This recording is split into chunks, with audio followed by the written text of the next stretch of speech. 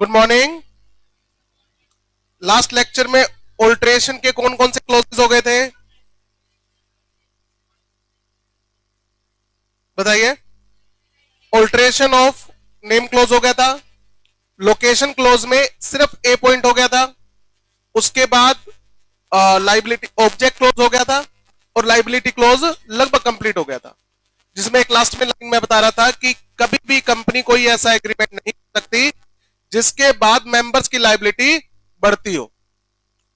जितना पैसा देने का आपने कमिटमेंट किया है उससे ज्यादा पैसा कंपनी आपसे नहीं ले सकती, किसी भी कॉन्ट्रैक्ट के थ्रू और किसी भी रूल के थ्रू। यही बात थी। फिफ्थ क्लोज आपका आता है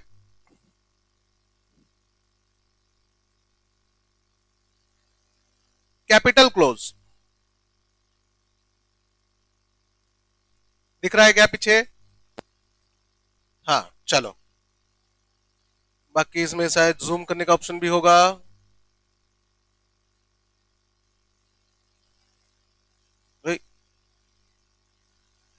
ठीक है। कैपिटल क्लोज, कैपिटल क्लोज को ऑल्टर किया जा सकता है। सबसे पहले कैपिटल क्लोज के कई नाम है। इसको हम ऑथोराइज कैपिटल क्लोज भी बोल देते हैं, इसको हम मैक्सिमम कैपिटल भी बोलते हैं, इसको हम रजिस्टर्ड कैपिटल भी बोलते हैं, इसको हम नॉमिनल कैपिटल भी बोलते हैं।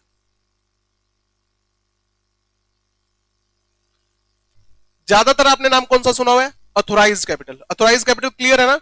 हम बैलेंस शीट में लिखते हैं ऑथोराइज कैपिटल क्या होती है, जिससे ज्यादा कंपनी शेयर इश्यू नहीं कर सकती, उसे हम क्या बोलते हैं? Authorised capital. ठीक है। कंपनी की इसको रजिस्टर्ड कैपिटल भी क्यों बोलते हैं? इसको रजिस्टर्ड कैपिटल क्यों बोलते हैं? क्योंकि कंपनी मैक्सिमम इतने शेयर इश्यू करने के लिए रजिस्टर हुई है, और जितनी ज्यादा आप ऑथोराइज कैपिटल रखोगे आपको उतनी ज्यादा क्या पे करनी पड़ेगी? स्टैंप ड्यूटी यानी कि रजिस्ट्रेशन फीस पे करनी पड़ेगी। रजिस्टर्ड कैपिटल इसलिए बोलते हैं इसको क्योंकि इसके हिसाब से आपकी रजिस्ट्रेशन फीस लगती है। Company incorporation fees, company incorporation fees जो है वो किसके हिसाब से लगती है? Authorise capital, maximum capital, registered capital या नॉमिनल कैपिटल के अकॉर्डिंग। जितनी ज्यादा आप ऑथोराइज कैपिटल रखोगे उतनी ज्यादा आपको क्या पे करनी पड़ेगी? रजिस्ट्रेशन फीस पे करनी पड़ेगी, यानी कि स्टैंप ड्यूटी पे करनी पड़ेगी। क्लियर है? अगर आपकी कंपनी लिमिटेड बाय गारंटी है तो उसमें शेयर कैपिटल नहीं होती, तो वहां पर रजिस्ट्रेशन फी किसके हिसाब से लगती है? नंबर ऑफ मेंबर्स के हिसाब से, कि आप अपनी कंपनी में कितने मेंबर्स रखना चाहते हो। क्लियर है? ओके। इसमें बेसिकली तीन इंफॉर्मेशन होती है। कैपिटल क्लोज में तीन इंफॉर्मेशन होती है। Number one, total capital. हमारी कंपनी टोटल कितनी कैपिटल इश्यू कर सकती है? मैं एक एग्जांपल लेके चलता हूं। एग्जांपल, हमारी कंपनी 100 करोड़ के शेयर इश्यू करना चाहती है। अच्छा, एक शेयर की फेस वैल्यू कितनी होगी? ये तो बताना पड़ेगा। फेस वैल्यू क्लियर है ना? हमने कहा ₹10 ईच। हमारे एक शेयर की फेस वैल्यू 10 रुपीज होगी, तो नंबर ऑफ शेयर कितने हो गए जो कंपनी इश्यू कर सकती है? बताओ। 10 करोड़। ये होता है ऑथोराइज कैपिटल क्लोज। तो ऑथोराइज कैपिटल क्लोज में तीन इंफॉर्मेशन होती है। आओ बेटा, ऑथोराइज कैपिटल क्लोज में तीन इंफॉर्मेशन होती है। नंबर वन, फेस वैल्यू क्या होगी, कितने शेयर होंगे, दोनों को मल्टीप्लाई कर देंगे तो टोटल कैपिटल कितनी हो गई। क्या कंपनी कभी भी अपनी ऑथोराइज कैपिटल को चेंज नहीं कर सकती? कर सकती है। इसका प्रोसीजर क्या रहेगा? अभी तक जो हमने क्लोज पढ़े 1 2 3 4 चार क्लोज, उन सभी क्लोज को ऑल्टर करने का प्रोसीजर जो है सेक्शन 13 में दिया हुआ है। कैपिटल क्लोज को ऑल्टर करने का प्रोसीजर जो है वो सेक्शन 61 में दिया हुआ है। डिटेल में आएगा चैप्टर 4 में, चैप्टर 4 में डिटेल में है, बट बता देता हूं। सेक्शन 61 का नाम है ऑल्ट्रेशन, ऑल्ट्रेशन इन शेयर कैपिटल। कि क्या मैं अपनी ऑथोराइज कैपिटल में ऑल्ट्रेशन कर सकता हूं? ऑल्ट्रेशन का मतलब क्या होता है? चेंज। ऑल्ट्रेशन का मतलब क्या होता है? चेंज। कहता करना क्या चाहते हो? कहता मतलब क्या ऑप्शन है मेरे पास? चार ऑप्शन है तुम्हारे पास। क्या ऑथोराइज कैपिटल को बढ़ाना चाहते हो? इंक्रीज ऑथोराइज्ड कैपिटल, क्या ऑथोराइज्ड कैपिटल को इंक्रीज करना चाहते हो? ऑथोराइज्ड कैपिटल को डिक्रीज करने का भी ऑप्शन होता है बेटा, ऑथोराइज्ड कैपिटल को डिक्रीज करने का ऑप्शन भी होता है।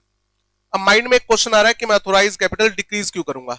इसके बारे में आपको इंटरनल रिकंस्ट्रक्शन में थोड़ा समझ में आएगा, आपके अकाउंट्स में चैप्टर आएगा, नहीं तो जब चैप्टर नंबर 4 करूंगा तब समझाऊंगा, ठीक है।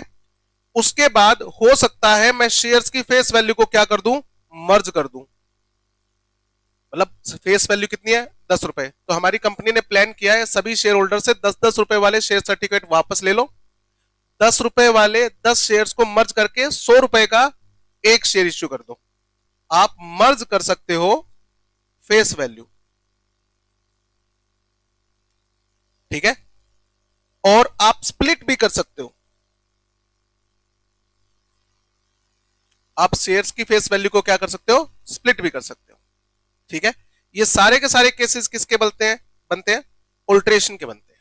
दोबारा समझो, सर मैं अपनी ऑथोराइज कैपिटल को बढ़ाना चाहता हूं, 120 करोड़ करना चाहता हूं, तो फेस वैल्यू कितनी रखोगे? सर 10 ही रहेगी, तो नंबर ऑफ शेयर कितने हो गए? 12 करोड़। सर मैं अपनी ऑथोराइज कैपिटल को घटाना चाहता हूं, कितना करना चाहते हो? 80 करोड़, फेस वैल्यू कितनी रहेगी? 10, तो शेयर्स कितने हो गए? 8 करोड़। मैं सर ऑथोराइज कैपिटल तो 100 करोड़ ही रखना चाहता हूं, अच्छा, बट शेयर्स की फेस वैल्यू को मर्ज करना चाहता हूं, रुपीज 100 का एक शेयर करना चाहता हूं, तो कितने शेयर हो जाएंगे? 1 करोड़। सर मैं शेयर्स की फेस वैल्यू को स्प्लिट करके ₹1 का एक शेयर सर्टिफिकेट करना चाहता हूं, ये भी कर सकते हो, तो नंबर ऑफ शेयर कितने हो जाएंगे? 100 करोड़। ले बेटा, ये 4 केस बन गए। तो ये चारों काम करना अलाउड है, ऑथोराइज कैपिटल को इंक्रीज करना, ऑथोराइज कैपिटल को डिक्रीज करना, शेयर्स की फेस वैल्यू को मर्ज करना, शेयर्स की फेस वैल्यू को स्प्लिट करना। डिटेल में चैप्टर 4 में समझेंगे कि हम ऐसा क्यों करेंगे। हमने आपको यह बताया कि ऐसा करना अलाउड है। प्रोसीजर क्या रहेगा? बड़ा सिंपल सा प्रोसीजर है, आपके आर्टिकल ऑफ एसोसिएशन में लिखा होना चाहिए कि कंपनी अपनी ऑथोराइज कैपिटल को जब चाहे तब क्या कर सकती है? ऑल्टर कर सकती है। सर अगर नहीं लिखा हुआ तो नहीं कर सकते, तब नहीं कर सकते। सर एक मिनट, जब हमने जब कंपनी बनाई थी ना, तो हमने कंपनी बनाई थी 1990 में, 1990 में, तो हमें लगा कि 50 करोड़ की ऑथोराइज कैपिटल काफी रहेगी, ठीक है। आज आ गया 2025, हमने सारी की सारी ऑथोराइज कैपिटल क्या कर रखी है? इश्यू कर रखी है। अब रूल क्या कहता है कंपनी एक्ट का, प्रोविजन क्या कहता है? इश्यूड कैपिटल कभी भी ऑथोराइज कैपिटल से ज्यादा नहीं हो सकती। अब हमें लग रहा है कि हमें और भी कैपिटल की जरूरत पड़ेगी बिजनेस को एक्सपेंड करने के लिए। हाँ तो अच्छी बात है। अच्छी बात क्या है? सर हमने अपने आर्टिकल्स में लिख ही नहीं रखा कि हम अपनी ऑथोराइज कैपिटल को क्या कर सकते हैं? ऑल्टर कर सकते हैं। इसका मतलब हम तो फंस गए। कहते नहीं फंसे, इसका मतलब है पहले तुम्हें क्या चेंज करना पड़ेगा? अपना आर्टिकल्स। पहले अपने आर्टिकल्स को चेंज करो, उसमें एक प्रोविजन डालो कि company can alter its share capital.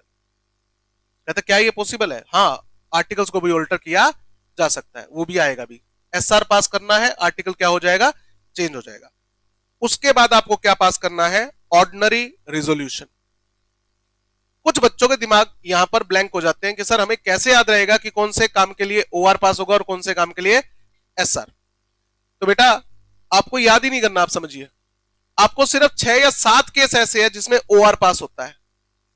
आपके सिलेबस में 6 या 7 केस ही ऐसे हैं जिसमें ओआर पास होता है, बाकी सभी केसेस में क्या पास होता है? एसआर। तो आपको सिर्फ ओआर के केसेस याद करने हैं। बाकी जब ये सिलेबस पूरा खत्म हो जाएगा तो मैं आपको लिस्ट दूंगा कौन से केस में कौन सा रिजोल्यूशन पास होगा और किस केस में कितनी टाइम लिमिट है। जैसे आरओसी को कभी टाइम लिमिट 15 डेज में फाइल करने की है, कभी 30 डेज में है, ये आएगा। तो कई बच्चों को इश्यू रहता है कि सर इसमें से एमसीक्यू आ गया तो लास्ट में मैं आपको लिस्ट दे दूंगा, ठीक है। तो इतना पेन नहीं लेना इसका।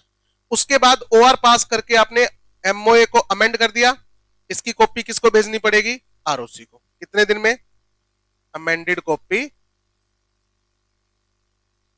या एमओए विद इन 30 डेज। लो जी, ये प्रोसीजर दे रखा है सेक्शन 61 में, और आप अपनी कैपिटल क्लोज को क्या कर सकते हो? चेंज कर सकते हो। अब मैं आपसे क्वेश्चन पूछता हूं, एक कंपनी के आर्टिकल ऑफ एसोसिएशन में ऐसी कोई पावर नहीं है कि company can alter its authorise capital, और कंपनी के डायरेक्टर को महसूस होता है कि हमें अपनी ऑथोराइज कैपिटल को बढ़ाना चाहिए ताकि हम बिजनेस को एक्सपेंड कर सके और शेयर इश्यू कर सके। अब बताओ आप क्या सलाह देते हो, कैसे करें? आर्टिकल्स में तो नहीं लिखा हुआ। सर पहले आर्टिकल्स को क्या करो, चेंज करो। पहले एसआर पास होगा और उसके बाद ओआर पास होगा। एसआर किस लिए? To amend the articles. फिर ओआर किस लिए? To increase the authorised capital. दो रिजोल्यूशन पास होंगे। कुछ बच्चों के माइंड में ये आएगा इसका मतलब 2 मीटिंग करनी पड़ेगी। नहीं, एक ही मीटिंग में हो जाएगा काम। तो मेंबर्स को जो नोटिस जाएगा ना जनरल मीटिंग का कि किस दिन के बाद जनरल मीटिंग आ जाओ, तो उस नोटिस में लिखा होगा कि पहला काम क्या होगा, एसआर पास करके आर्टिकल्स को अमेंड करना ताकि हम अपनी ऑथोराइज कैपिटल को ऑल्टर कर सके। नेक्स्ट स्टेप क्या होगा, फिर हम ओआर पास करेंगे। फिर हम क्या पास करेंगे? ओआर, ताकि हम ऑथोराइज कैपिटल को इंक्रीज कर सके। एक ही मीटिंग में हो जाएगा ये काम। बट मीटिंग में काम करने की सीक्वेंस में पहली सीक्वेंस क्या आएगी? एसआर पास करके आर्टिकल्स को चेंज करना। उसके बाद क्या करना है बोलो? ओआर पास करके ऑथोराइज कैपिटल को ऑल्टर करना। पॉइंट क्लियर है? थोड़ा थोड़ा क्लियर हो गया सर। ये हो गया अपना कैपिटल क्लोज। 6 क्लोज जो अपना आता है वो आता है सब्सक्रिप्शन क्लोज।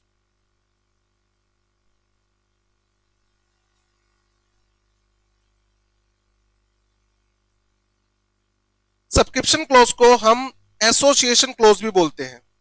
इसको हम एसोसिएशन क्लोज भी बोलते हैं।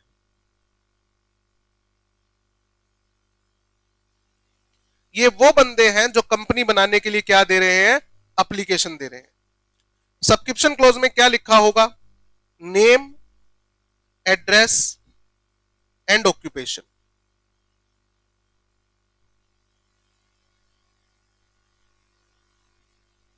Of subscribers.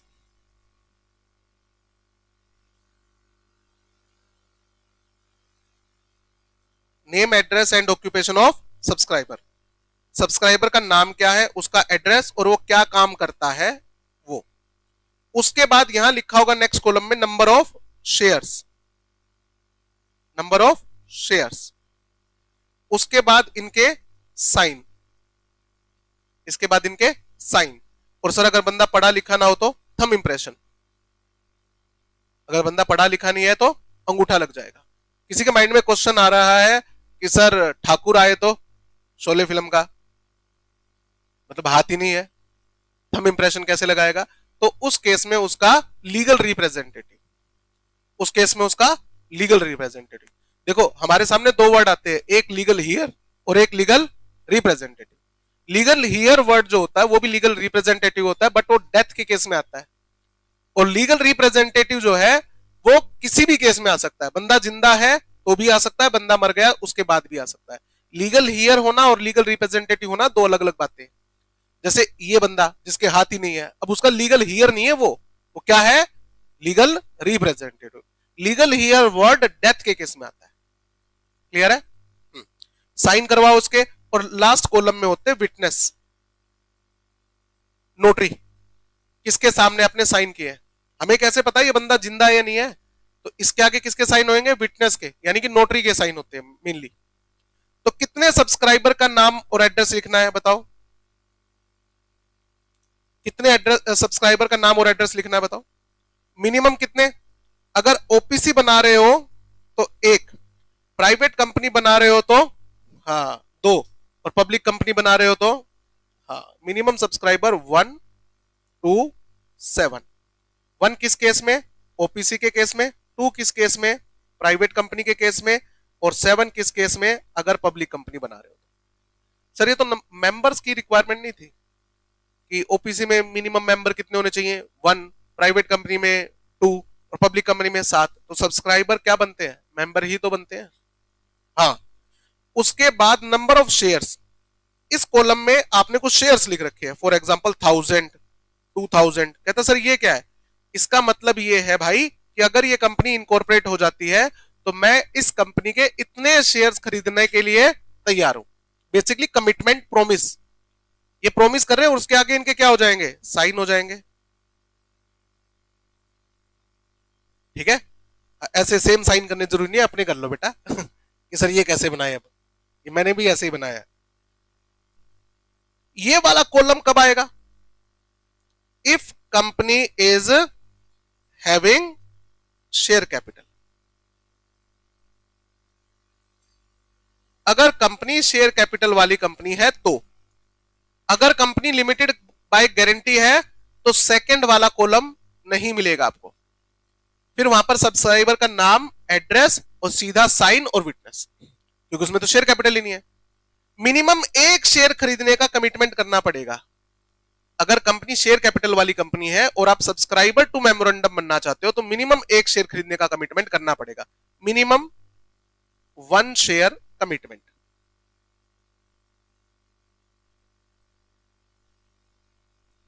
मतलब ऐसा नहीं है कि सर मान लीजिए हम प्राइवेट कंपनी बना रहे हैं और प्राइवेट कंपनी के ऑथोराइज कैपिटल में 10,000 शेयर है और 2 सब्सक्राइबर, तो दोनों को 5-5 हजार खरीदने पड़ेंगे, ऐसा कोई रूल नहीं है ना, ऐसा कोई रूल नहीं है बेटा।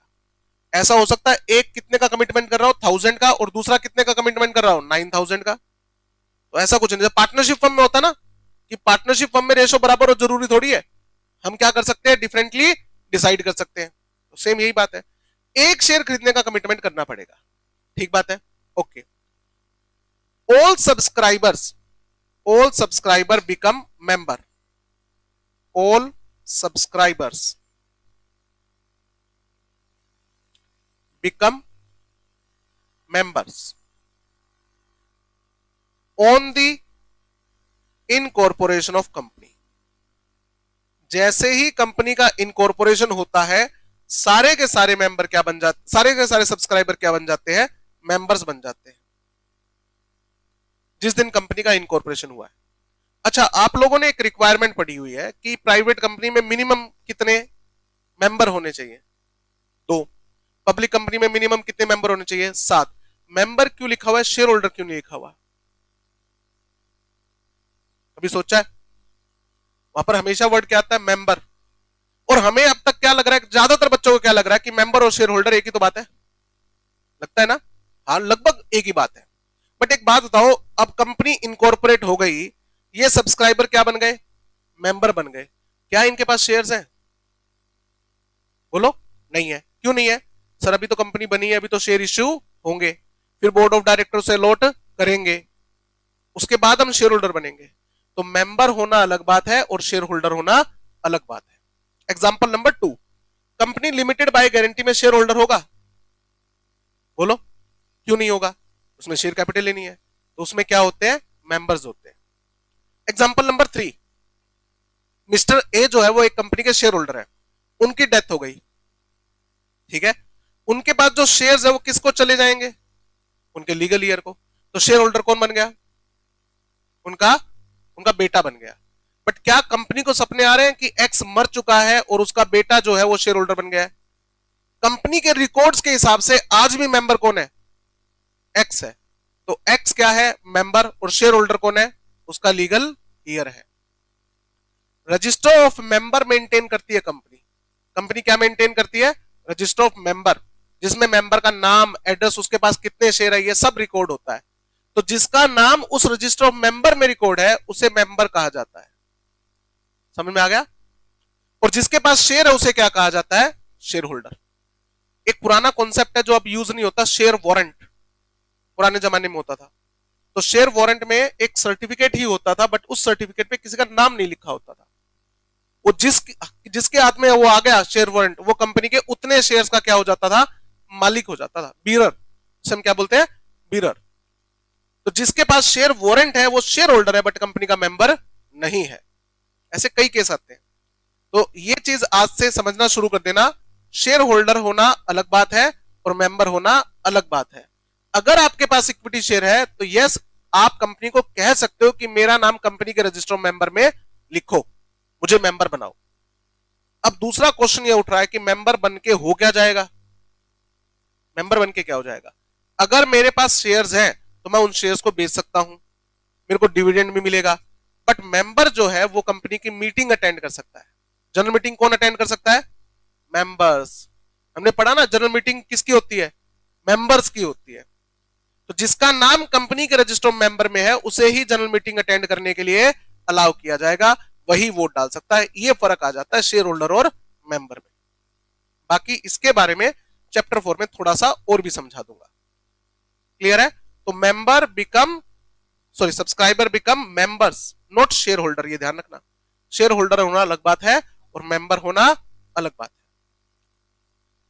जैसे ही कंपनी का इनकॉर्पोरेशन हुआ, सब्सक्राइबर क्या बन गए? मेंबर। तो ऑटोमेटिकली क्लोज क्या हो गया? खत्म ही हो गया, क्योंकि सब्सक्राइबर नाम की कोई चीज तो रही नहीं ना।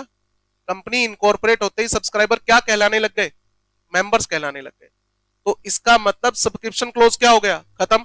क्या इसमें ऑल्टरेशन हो सकती है? बोलो। जब क्लोज ही खत्म हो गया तो कौन सी ऑल्टरेशन भाई?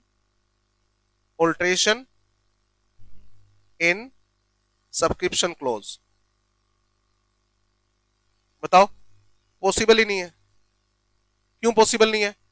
क्योंकि जैसे ही कंपनी इनकॉर्पोरेट हुई, सारे सब्सक्राइबर क्या बन गए? मेंबर। तो इस क्लोज में क्या ऑल्टरेशन नहीं है भाई? क्लियर है? उसके बाद नेक्स्ट डॉक्यूमेंट अपना कौन सा आता है? एमओए के बाद एओए, आर्टिकल ऑफ एसोसिएशन। जैसा कि पहले भी लिखवा चुका हूं, article of association contains rules. Rules मतलब procedures for the internal management of the company.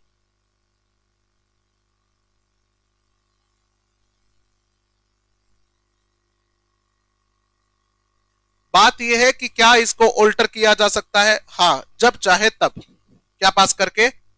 SR पास करके। Alteration in article of association by passing special resolution. Special resolution पास करो और आर्टिकल्स के किसी भी क्लोज को आपको ऑल्टर करना है तो आप ऑल्टर कर सकते हो। ठीक है? आपको दो तीन बातें ध्यान रखनी पड़ेगी। अगर आपको आर्टिकल्स को ऑल्टर करना है तो कुछ बातें ध्यान रखना। कोई भी alteration shall not be against the provisions of the Company Act 2013 or any act time being in force।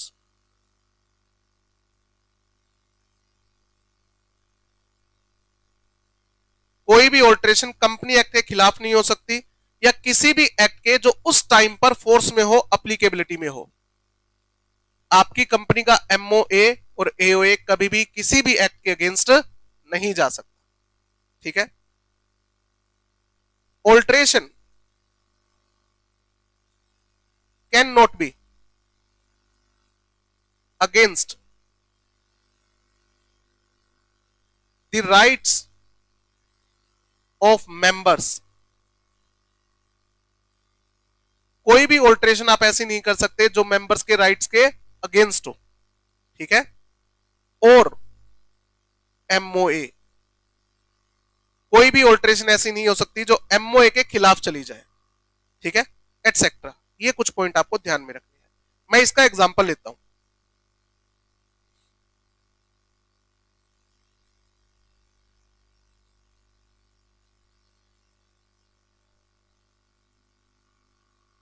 लिख लिया बेटा?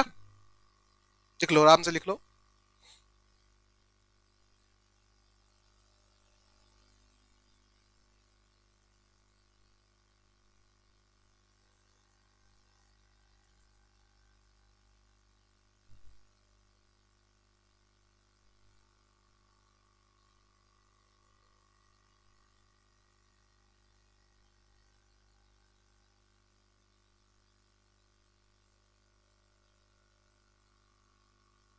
चलो आगे।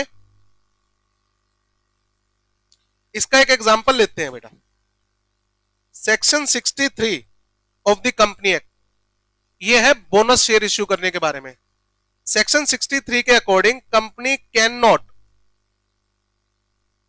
इश्यू पार्टली पेड अप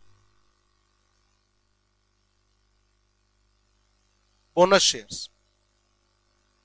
क्या कोई कंपनी बोनस शेयर इश्यू कर सकती है? बिल्कुल कर सकती है, बट सेक्शन 63 में लिखा हुआ है ये पार्टली पेड अप नहीं होने चाहिए, मतलब बोनस शेयर हमेशा क्या होने चाहिए? फुल्ली पेड अप होने चाहिए। ये सेक्शन 63 में लिखा हुआ है, ठीक बात है। अब एबीसी लिमिटेड कंपनी है,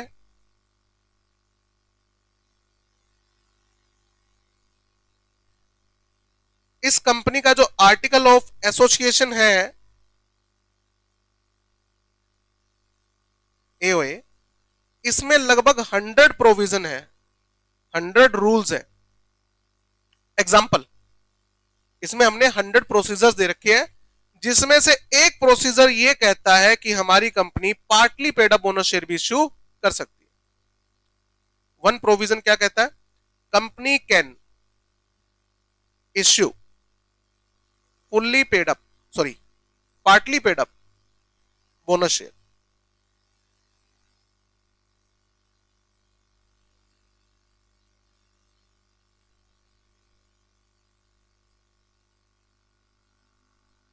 बताइए जी,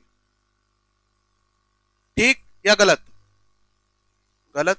ये प्रोविजन क्या हो जाएगा? वॉइड, क्योंकि आपके एमओए या एओए में कोई भी ऐसा क्लोज नहीं हो सकता जो किसके खिलाफ हो? एक्ट के खिलाफ। तो जब प्रोविजन ही नहीं हो सकता तो ऑल्ट्रेशन हो जाएगी? ऑल्ट्रेशन भी नहीं हो सकती, ठीक बात है, कोई दिक्कत तो नहीं। इसका मतलब बाकी 99 रूल्स भी वॉइड? बताओ, अगर कंपनी के आर्टिकल्स में कोई एक आर्टिकल ऐसा है जो वॉइड है, तो इसका मतलब पूरा आर्टिकल ऑफ वॉइड हो गया या सिर्फ ये क्लोज वॉइड होगा? सिर्फ ये क्लोज वॉइड होगा, बाकी रूल्स क्या रहेंगे? सेम रहेंगे। जब आपको बुक में से पढ़ाऊंगा तो लाइन आएगी, the article of association will be void to the extent which is against to the provision of company act, any other act time being in force, MOA or oppressive to members। extent का मतलब क्या है? जितना। extent का मतलब क्या है? हद। जिस हद तक वो कंपनी के अगेंस्ट है वो हद तक वो क्या रहेगा? void रहेगा। बाकी प्रोविजंस क्या रहेंगे? वैलिड रहेंगे। तो 99 रूल्स क्या रहेंगे? वो वैलिड रहेंगे बेटा, बट ये जो क्लोज है आपका ये void हो जाएगा, ठीक है। चलो इसी के अंदर आगे, आर्टिकल्स को जब चाहे तब ऑल्टर किया जा सकता है। बिल्कुल सर, जब चाहे तब आप ऑल्टर कर सकते हो, बट एक पॉइंट हमने अंडर सेक्शन 8 कंपनी में पढ़ा था। एक अंडर सेक्शन 8 कंपनी जब भी अपने आर्टिकल्स को क्या करना चाहे? ऑल्टर करना चाहे, एक अंडर सेक्शन 8 कंपनी अपने आर्टिकल्स को क्या करना चाहती है? ऑल्टर करना चाहती है, तो किसकी अप्रूवल लेनी पड़ेगी? Prior approval of central government. But central government ने पावर किसको डेलीगेट कर किया है? हाँ, अगर एमओए ऑल्टर करना है तो रीजनल डायरेक्टर, और आर्टिकल्स को अगर ऑल्टर करना है तो आरओसी की। तो देखो सर, आपने तो कहा कि मैं जब चाहे तब अपने आर्टिकल्स को चेंज कर सकता हूं बाय पासिंग स्पेशल रिजोल्यूशन। बेटा ये एक्सेप्शन हो गई, यहां पर एसआर तो पास करना ही करना है, साथ में क्या लेनी पड़ेगी? अप्रूवल लेनी पड़ेगी, नहीं तो नहीं हो सकता। पॉइंट सब में आ गया। इसी के अंदर एक पॉइंट और भी है, एक्सेप्शन नंबर 2। अगर आप अपनी कंपनी का कन्वर्जन कर रहे हो, अगर आप अपनी कंपनी का कन्वर्जन कर रहे हो, conversion of public company into private company, क्या ये पॉसिबल है? हाँ बिल्कुल पॉसिबल है। इसका भी प्रोसीजर करवाएंगे कि कंपनी को अगर हमें चेंज करना है एक कंपनी से दूसरी कंपनी में तो उसका प्रोसीजर क्या रहेगा। Conversion of public company into private company, तो उसमें आर्टिकल ऑफ एसोसिएशन में क्या चेंज आएगा? बताओ बताओ बताओ।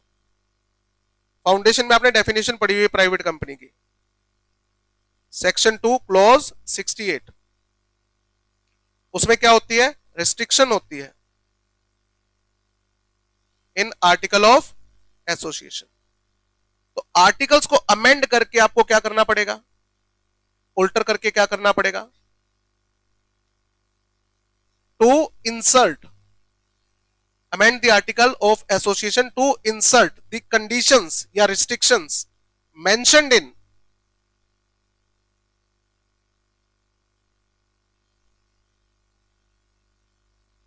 Mentioned in section 2 close 68। किसी को याद है कौन कौन सी रिस्ट्रिक्शन थी? मेंबर्स 200 से ज्यादा नहीं होंगे, प्रोस्पेक्टस इश्यू नहीं करेंगे, और shares are not freely transferable. ये 3 restriction. Members can not be more than 200।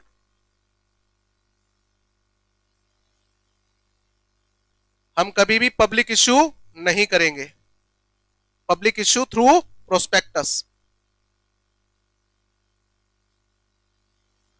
और तीसरा क्या था? Shares are not freely transferable.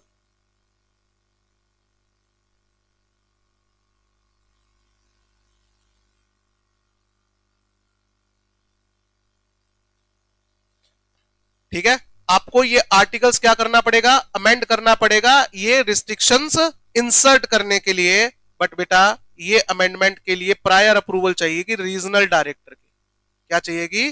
Prior approval of regional director. 2 exception है। जनरल रूल क्या कहता है? कोई भी कंपनी जब चाहे तब अपने आर्टिकल्स को क्या कर सकती है? चेंज कर सकती है। 2 सिचुएशन में सिर्फ एसआर पास करवाना काफी नहीं रहेगा। नंबर 1, अगर आप एक अंडर सेक्शन 8 कंपनी हो और आपको अपना आर्टिकल्स चेंज करना है तो आपको किसकी अप्रूवल लेनी पड़ेगी? आरओसी की। और अगर आपको पब्लिक से प्राइवेट में कन्वर्ट होना है तो आपको किसकी अप्रूवल लेनी पड़ेगी? रीजनल डायरेक्टर की अप्रूवल लेनी पड़ेगी। पहले रीजनल डायरेक्टर की अप्रूवल लेनी पड़ेगी, उसके बाद ही आर्टिकल्स क्या हो सकता है? अमेंड हो सकता है। ठीक है, कोई दिक्कत इसमें? आगे चलें तो देखो, ऑल्ट्रेशन का सारा टॉपिक कंप्लीट। ऑल्ट्रेशन इन एमओए, ऑल्ट्रेशन इन एओए, क्लियर है? नए पेज पर आ सकते हो, अगर जगह बची हो तो अच्छी बात है, वहीं पे कर लेना। हाँ जी बेटा, कौन पूछ रहा है? हाँ ये तो लास्ट में लिस्ट दे दूंगा बेटा। ठीक है, अब देखो मैं आपको एक चीज बताता हूं, बहुत से बच्चों के माइंड में ये फियर आता है कि सर देखो फाउंडेशन में क्या थे? सिर्फ प्रोविजन थे। फाउंडेशन में डेज वाले पंगे नहीं थे, फाउंडेशन में ये रिजोल्यूशन वाले पंगे भी नहीं थे। फाउंडेशन से तो लेवल बढ़ेगा।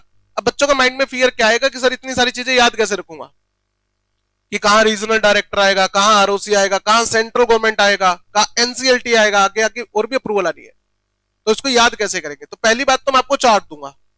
ठीक है, दूसरा क्या है, जब जैसे जैसे इसको लेवल को आगे बढ़ेगा ना, आप इसको रिवीजन करोगे तो आपको ये चीजें याद भी हो जाएंगी। अभी एक फियर लग रहा है कि सर सारा का सारा इतना सारा याद कैसे करेंगे, और उससे बड़ा फियर क्या होता है? सर 100 नंबर के पेपर में 100 नंबर में यही पूछ लिए तो, यही डर है ना कि सर 100 नंबर का पेपर आएगा और 100 नंबर में यही पूछ ले, बताओ ये कितने दिन में फाइलिंग करनी है, और एप्लीकेशन बताओ किसको जानी है, बताओ ओआर पास होगा या नहीं होगा। लगता है आपको, लगता है 100 नंबर में ये पूछ लेंगे? नहीं, मैक्सिमम 10-20 नंबर का, 20 नंबर का मैक्सिमम मान लो, 20 भी बहुत ज्यादा बोल रहा हूं मैं। ठीक है, तो इतनी टेंशन लेने वाली बात नहीं है कि सर अगर ये याद नहीं हो तो क्या होगा। ठीक है ना, लो में पूछने के लिए बहुत कुछ है। आगे आ जाओ। इसके बाद मैंने आपको रजिस्टर्ड ऑफिस चेंज करने वाला पॉइंट बताया था, याद आ गया? नए पेज पर आ सकते हो, आना चाहो तो। Change in registered office,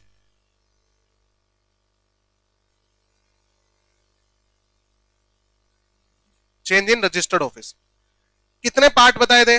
4, A B C and D. A में क्या था बताओ? इंटर स्टेट चेंज, एक स्टेट से दूसरे स्टेट में जा रहे हैं। दूसरा क्या था? इंटर सिटी चेंज, और तीसरा भी इंटरसिटी चेंज, बट एक में आरओसी की जुडिक्शन चेंज हो रही है और एक में नहीं हो रही। आरओसी जुडिक्शन चेंज्ड, और इसमें आरओसी की जुडिक्शन चेंज नहीं हो रही है। ठीक है, और फोर्थ क्या था? With in local limit, with in local limit. Inter state change अगर करना है तो ये क्या कहलाती है? ऑल्ट्रेशन इन, ये क्या कहलाई जाएगी? ऑल्ट्रेशन इन एमओए, ये क्या कहलाएगी? ऑल्ट्रेशन इन एमओए, क्योंकि इसमें स्टेट चेंज हो जाएगा तो एमओए का सिचुएशन क्लोज चेंज हो जाएगा। इसमें क्या इश्यू होगा? Fresh certificate of incorporation issue होगा, क्योंकि आपका रजिस्ट्रेशन नंबर क्या हो जाएगा? चेंज हो जाएगा। मैंने बताया था आपको, कंपनी का जो कॉर्पोरेट आइडेंटिटी नंबर होता है 21 डिजिट का होता है, 21 डिजिट का, उसमें 2 डिजिट जो होती है वो स्टेट को रिप्रेजेंट करती है। तो अगर आपकी कंपनी का रजिस्टर्ड ऑफिस चेंज हो गया एक स्टेट से दूसरे स्टेट में, तो कोड चेंज हो जाएगा, रजिस्ट्रेशन नंबर क्या हो जाएगा? चेंज हो जाएगा। इसमें एप्लीकेशन किसको जाती है? बताओ। सेंट्रल गवर्नमेंट को। हालांकि सेंट्रल गवर्नमेंट ने पावर किसको डेलीगेट कर रखी है? रीजनल डायरेक्टर को। ठीक बात है, ये वाला हमने पढ़ लिया था। एप्लीकेशन किसको जाएगी यहां पर? एप्लीकेशन टू सेंट्रल गवर्नमेंट, और सेंट्रल गवर्नमेंट ने पावर फिलहाल किसको डेलीगेट कर रखी है?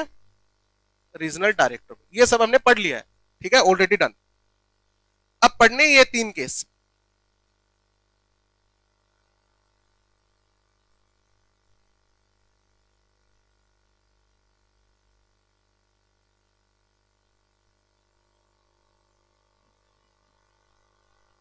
अच्छा, एक चीज और, क्या हम एग्जाम में ये एब्रीवेशन यूज कर सकते हैं? ROC, CG, SG, RD? Yes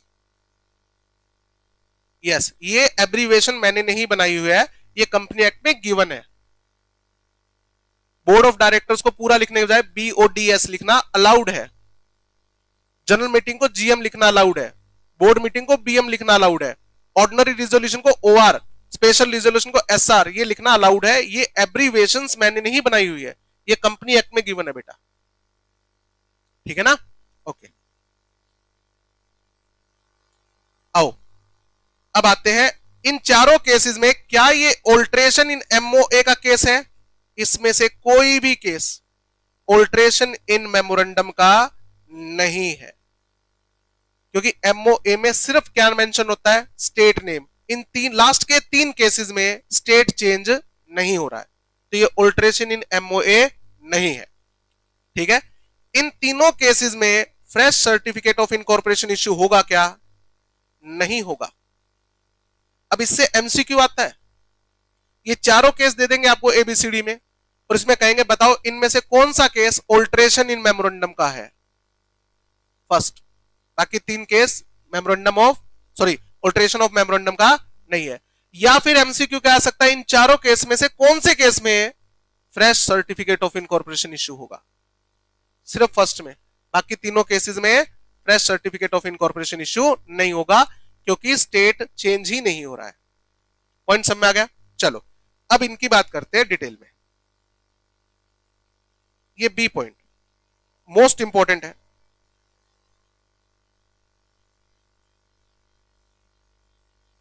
इसका प्रोसीजर क्या है? सबसे पहले समझेंगे बी सिचुएशन सिर्फ 2 ही केस में आएगी। कौन से केस में? महाराष्ट्र और तमिलनाडु में।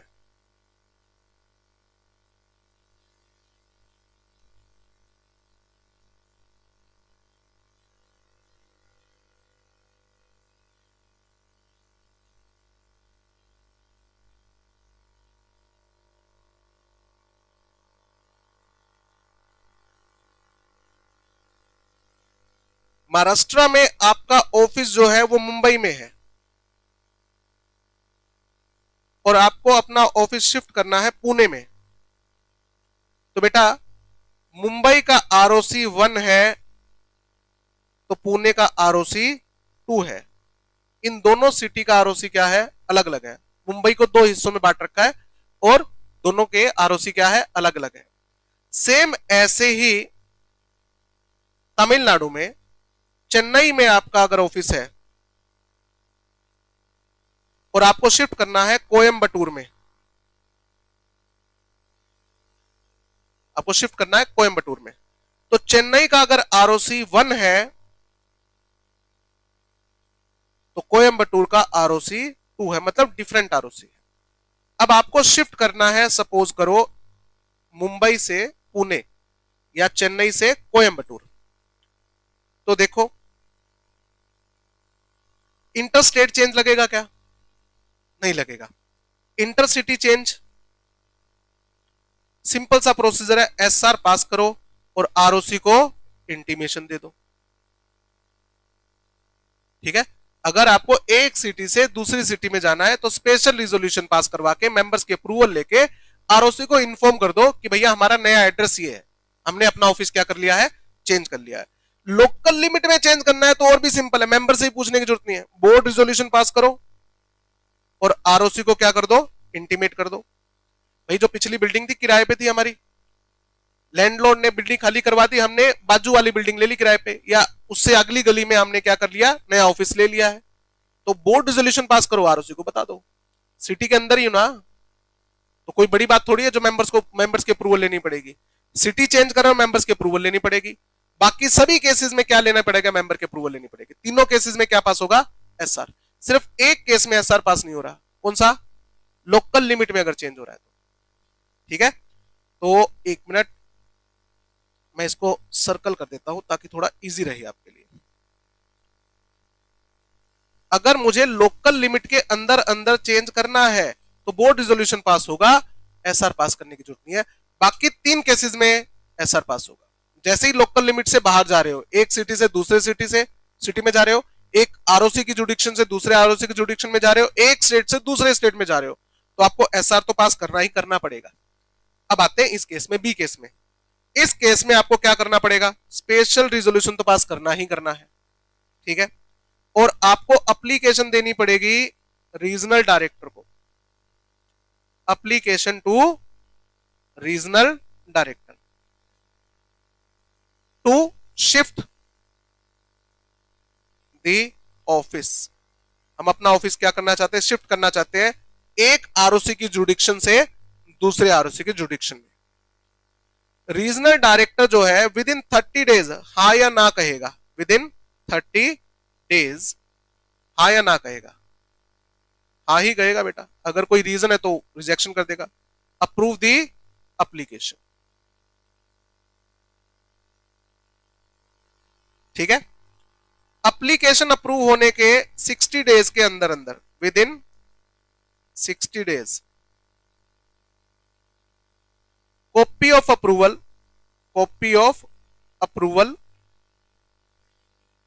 And SR shall be filed with ROCs। Approval की कॉपी और SR की कॉपी दोनों ROC को भेज दो। ठीक है, जिस दिन कॉपी भेजी है उसके अगले 30 दिन के अंदर अंदर, विद इन 30 डेज, ROCs क्या करेंगे, टू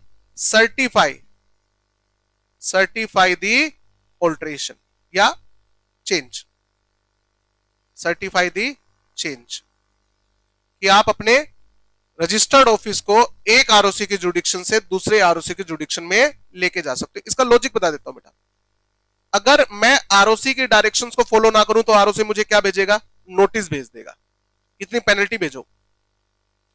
ठीक है, अब मैं सोचता हूं कि एक काम करते हैं, इस आरओसी का तो बकाया ही मेरे ऊपर बहुत ज्यादा हो गया है, इस आरओसी की काफी सारी पेनल्टी पे करनी है, हम आरओसी चेंज कर देते हैं। तो ऐसा नहीं होगा ना, रीजनल डायरेक्टर को एप्लीकेशन देनी पड़ेगी।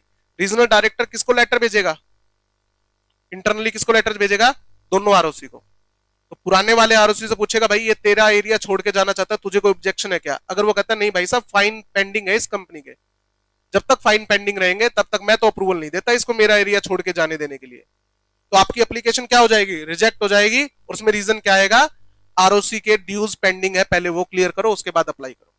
आरओसी चेक करता कोई ड्यूज पेंडिंग नहीं है तो आरओसी क्या कर देगा, अप्रूव सर्टिफाई कर देगा कि हमारी तरफ से कोई दिक्कत नहीं है, अब आप अपना ऑफिस क्या कर सकते हो, शिफ्ट कर सकते हो। ये प्रोसीजर है बी का। बाकी देखो सी का प्रोसीजर बड़ा सिंपल है, एसआर पास किया, आरओसी को इंटीमेट किया। डी का प्रोसीजर तो और सिंपल है, बोर्ड रिजोल्यूशन पास किया और आरओसी को इंटीमेट कर दिया, बस। ए का प्रोसीजर बड़ा है, उसमें एप्लीकेशन किसको जाएगी, सेंट्रल गवर्नमेंट को, हालांकि सेंट्रल गवर्नमेंट ने पावर किसको डेलीगेट करके है, और उसमें 60 डेज में एप्लीकेशन क्या होती है, डिस्पोज ऑफ होती है 60 डेज, क्योंकि उसमें क्रेडिटर को लेटर जाएगा ना, और क्रेडिटर को कोई ऑब्जेक्शन है तो उनकी कंसेंट लेना, उनको सिक्योरिटी प्रोवाइड करना और उनको पे कर देना, वो लंबा तामझाम है। तो वहां कितना टाइम है, 60 डेज, और यहां पर कितना है 30 60 30 की सीरीज। 30 डेज में एप्लीकेशन आपकी अप्रूव होएगी, अगले 60 डेज में आरओसी के पास जाएगा, और उसके अगले 30 डेज में आरओसी क्या करेगा, आपकी एप्लीकेशन को अप्रूव करेगा, सर्टिफाई कर देगा। उसके बाद आप क्या कर सकते हो, चेंज कर सकते हो ऑफिस, शिफ्ट द ऑफिस। अब अपना ऑफिस शिफ्ट करो, उससे पहले आप अपना ऑफिस शिफ्ट नहीं कर सकते। ठीक है, तो ये दो स्टेट के नाम याद रखने हैं बेटा, आपको मोस्ट इंपोर्टेंट बनता है ये। वैसे तो देखो क्वेश्चन में ये दिया होना चाहिए कि अगर दो सिटी दे रखी है कि एक कंपनी का रजिस्टर्ड ऑफिस जो मुंबई में है और वो पुणे में शिफ्ट कर रहे हैं, तो हिसाब से क्वेश्चन में लिखा होना चाहिए कि ये जो आरओसीज है इनके क्या है, अलग अलग है। ठीक है, बट आईसीआई ने एक बार ऐसा किया हुआ है कि लिखा हुआ नहीं था। आरओसी ने क्या लिखा, सॉरी कंपनी में क्या, एक्ट में क्या लिखा हुआ था कि मुंबई से ऑफिस कहां शिफ्ट करना है, पुणे में, प्रोसीजर बताओ। बच्चों ने कहा लॉटरी लग गई, 5 नंबर का क्वेश्चन बड़ा आसान है। अगर एक सिटी से दूसरी सिटी में जाना है तो क्या करना है, एसआर पास करना है और आरओसी को इंटीमेट करना है, लिख के आ गए, नंबर मिले 2 6 में से। ठीक है, जबकि केस किसका था, इंटर आरओसी चेंज का। हालांकि आईसीआई वालों को बताना चाहिए था, बट एक बार बताया नहीं हुआ है। ठीक है, तो अपन भी क्यों रिस्क ले, 2 ही तो स्टेट याद करने बेटा, बस इसको याद कर लो, ये चेन्नई और कोयम्बटूर और महाराष्ट्र और पुणे, क्योंकि क्वेश्चन आएगा तो इसमें से ही आ जाएगा। क्लियर है, आगे बढ़े। हाँ जी बेटा, हाँ दोनों आरओसी को, ये नोट हो गया। चलो अब आते हैं कन्वर्जन ऑफ कंपनीज के बारे में, कि क्या कंपनी को कन्वर्ट किया जा सकता है। 1 मिनट, थोड़ा गया तो पूरा ऊपर हो गया।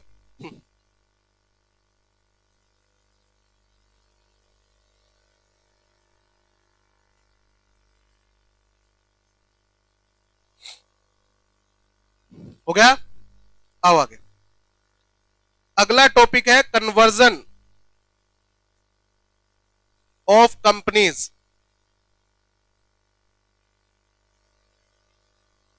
क्या कंपनी को कन्वर्ट किया जा सकता है, ओपीसी को प्राइवेट या पब्लिक में कन्वर्ट किया जा सकता है। हाँ करवा चुका हूं ये टॉपिक, फिर से लिखवा देता हूं, एनी टाइम, एनी टाइम कभी भी कन्वर्ट कर सकते हो, without waiting, without waiting up to 2 years from incorporation.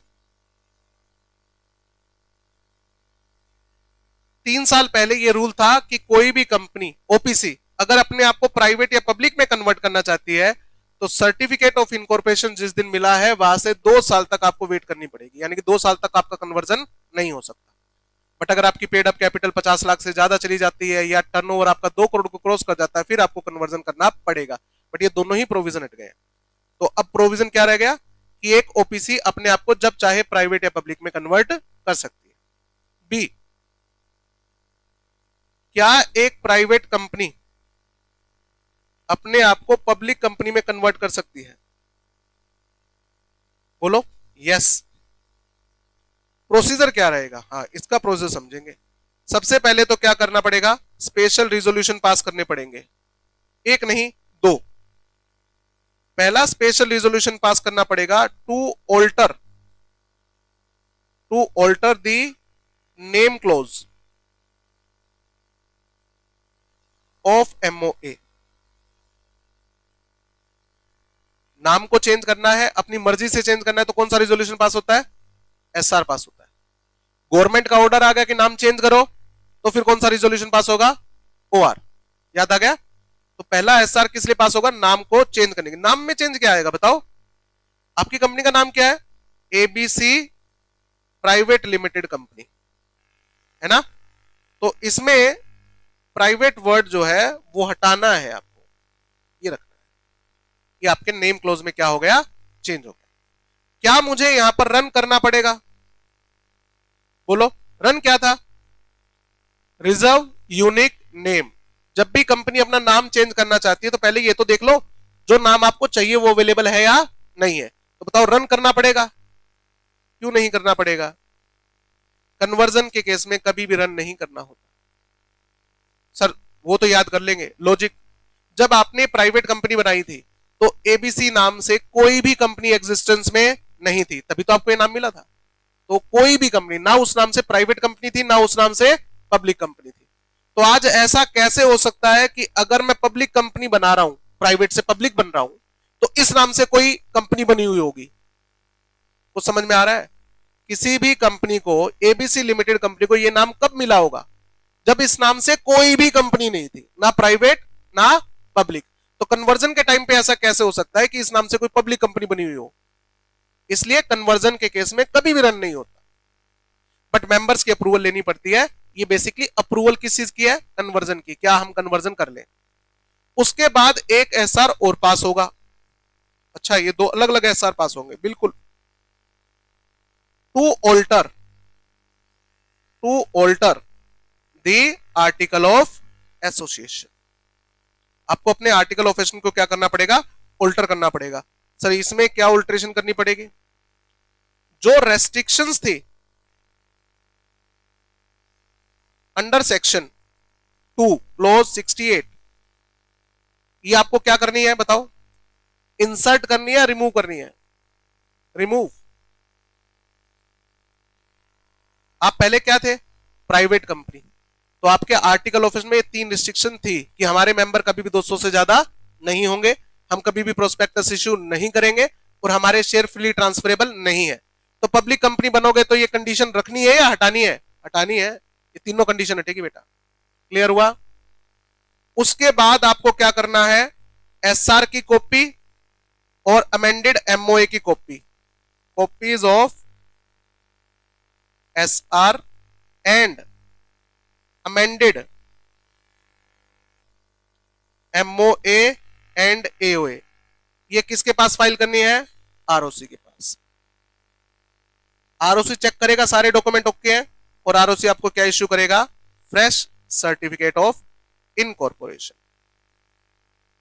मुझे बताओ सर्टिफिकेट ऑफ इनकॉर्पोरेशन क्यों चेंज होगा?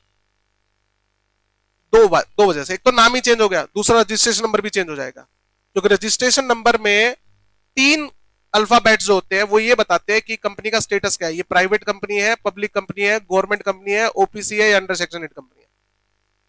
तो जब आपकी कंपनी प्राइवेट से पब्लिक बन गई तो रजिस्ट्रेशन नंबर में क्या आ जाएगा? चेंज आ जाएगा। इसलिए fresh certificate of incorporation issue होगा। Point clear? अब अगला कि क्या एक पब्लिक कंपनी को प्राइवेट कंपनी में कन्वर्ट किया जा सकता है? हाँ बिल्कुल। क्या एक पब्लिक कंपनी को प्राइवेट कंपनी में कन्वर्ट किया जा सकता है? बिल्कुल। तो सर प्रोसीजर क्या रहेगा? ऑलमोस्ट सेम, बट यहां पर पहले एप्लीकेशन किसको जाएगी? रीजनल डायरेक्टर को। सर रीजनल डायरेक्टर को एप्लीकेशन क्यों जा रही है? अच्छा एक बात बताओ बेटा, कंपनी एक्ट में 470 सेक्शन है, आपके अकॉर्डिंग वो सारे सेक्शन किस पे लगते होंगे? ऑलमोस्ट सेक्शन जो है पब्लिक कंपनीज के लिए होते हैं। प्राइवेट कंपनी में नंबर ऑफ मेंबर्स क्या होते हैं? कम होते हैं। प्राइवेट कंपनी में पब्लिक इन्वॉल्व नहीं होती है, तो गवर्नमेंट उसको रेगुलेट करने के अंदर ज्यादा इंटरेस्टेड भी नहीं होती। गवर्नमेंट उन कंपनियों को ज्यादा रेगुलेट करती है जिसमें पब्लिक का पैसा लगा हुआ, ताकि पब्लिक के पैसों के साथ फ्रॉड ना हो जाए। तो अब मुझे बताओ, एक पब्लिक कंपनी गवर्नमेंट के चंगुल से बाहर निकल के कहां जा रही है? प्राइवेट कंपनी के रोल में जा रही है। मतलब रेगुलेशंस क्या हो जाएंगी? कम हो जाएंगी। गवर्नमेंट के चंगुल से बाहर जा रहे हो। पब्लिक कंपनी किसके चंगुल में होती है? बताओ। गवर्नमेंट के चंगुल में होती है। ठीक है, उसके ऊपर एक्ट के लगभग सारे प्रोविजन लग रहे होते हैं। आप गवर्नमेंट के चंगुल से बाहर जा रहे हो तो आपको किसकी अप्रूवल लेनी पड़ेगी? रीजनल डायरेक्टर की एप्लीकेशन लेनी पड़ेगी, अप्रूवल लेनी पड़ेगी। उसके बाद आपको क्या करना है? Special resolution, 2 special resolution pass करवाने हैं to amend the name clause of MOA. बताओ क्या चेंज आएगा? नेम क्लोज में क्या चेंज आएगा? जैसे आपकी कंपनी का नाम था एबीसी लिमिटेड कंपनी, तो आपकी कंपनी के नाम में प्राइवेट वर्ड क्या हो जाएगा? इंसर्ट हो जाएगा। समझ में आया? क्या मुझे यहां पर रन करना पड़ेगा? बोलो ना। कन्वर्जन के केस में रन नहीं करना होता, क्योंकि जब आप पब्लिक कंपनी बने थे इस नाम से, तो इस नाम से कोई भी कंपनी नहीं थी, ना प्राइवेट और ना पब्लिक, तो ये नाम आपको अवेलेबल रहा होगा। ठीक है, उसके बाद सेकंड एसआर क्यों पास करना है बताओ भाई? To amend the article of association. बताओ क्या चेंज आएगा? इंसर्ट करनी है आपको, इंसर्ट द रिस्ट्रिक्शंस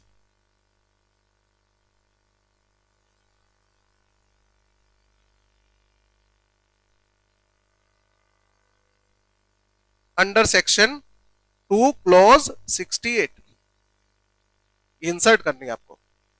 उसके बाद कॉपी ऑफ अप्रूवल, अप्रूवल की जो कॉपी है वो, and SR amended MOA and AOA, ये सब किसके पास फाइल करनी है? आरओसी के पास। और आरओसी आपको क्या इश्यू करेगा? Fresh certificate of incorporation. और ये इस बात का कंक्लूसिव एविडेंस है कि अब आपकी कंपनी का कन्वर्जन हो चुका है।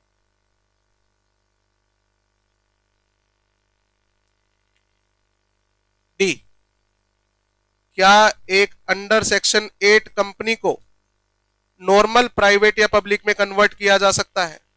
करवा चुका हूं procedure, yes, already done with under section 8।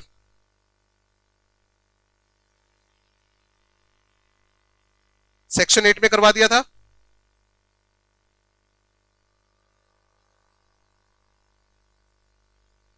क्या एक अनलिमिटेड कंपनी को, अनलिमिटेड कंपनी को कन्वर्ट किया जा सकता है लिमिटेड में? हां, इसका प्रोसीजर जो है वो चैप्टर 4 में दे रखा है, चैप्टर 4 में करवाऊंगा। लास्ट बच गया, बस हो गया बेटा, करवा ही नहीं रहा, ये तो एक एक लाइन है। क्या एक लिमिटेड कंपनी को कन्वर्ट किया जा सकता है अनलिमिटेड लायबिलिटी में? बताओ भाई। कभी नहीं, कल ही बताया था। कंपनी कोई भी ऐसा चेंज नहीं कर सकती एमओए या एओए में जिससे मेंबर्स की लायबिलिटी बढ़ती हो। लिमिटेड से अनलिमिटेड लायबिलिटी किसकी होगी? कंपनी की। कंपनी की तो हमेशा ही अनलिमिटेड होती है, किसकी होगी? मेंबर्स की। Company in no case, company can increase the liabilities of members. कल ही पढ़ा था ये। किसी भी केस में कंपनी जो है वो मेंबर्स की लायबिलिटी को क्या नहीं कर सकती? इंक्रीज नहीं कर सकती है। ऊपर वाला केस क्यों अलाउड है बताओ? इसमें कम हो रही है लायबिलिटी, बढ़ थोड़ी रही है, ठीक है ना। बट इसमें दिक्कत क्रेडिटर्स को होगी। इसका प्रोसीजर क्या है वो चैप्टर 4 में करवा दो। आज के लिए इतना काफी है। चलो, समझ में आ रहा है सारा? चलो गुड।